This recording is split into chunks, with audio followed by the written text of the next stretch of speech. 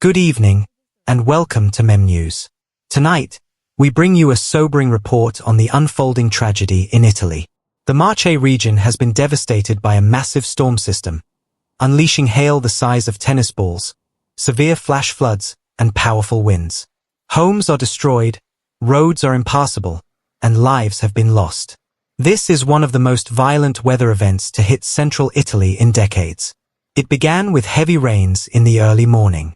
Within hours, rivers overflowed, and floodwaters engulfed cities including Ascoli Piceno, Senigallia, and Cantiano.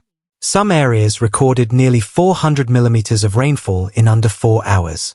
Hailstones as large as 10 centimeters battered rooftops and vehicles. Tragically, at least 9 people have died, including children swept away by torrents. Eyewitnesses describe terrifying moments as cars were carried away and buildings filled with water in minutes. Italy's emergency services responded immediately. Over 300 separate emergency operations were carried out by fire crews, police, and rescue teams. Helicopters airlifted people stranded on rooftops. Boats navigated the flooded streets of Cantiano and Ostra. The government has declared a state of emergency and allocated over €20 million to assist the affected communities.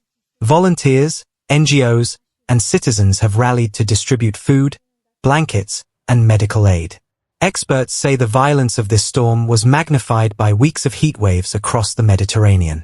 Warm sea temperatures supercharged the storm system, creating ideal conditions for large hail and high rainfall intensity.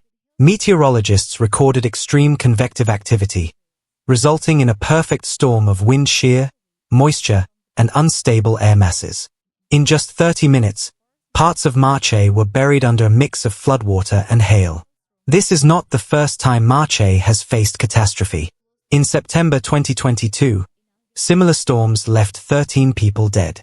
But experts say the frequency and severity of these events are increasing. Italy is on the front lines of a changing climate. Warmer seasons are producing more violent weather. Combined with aging infrastructure and vulnerable terrain, the risk of deadly flash flooding is only growing. Survivors recount moments of terror. A father in Ostra clung to a tree for hours after floodwaters swept his car off the road.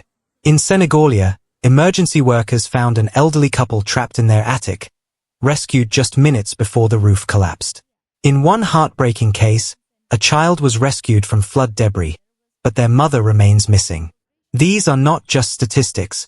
They are real people, families torn apart by nature's fury. Marche's infrastructure has taken a direct hit.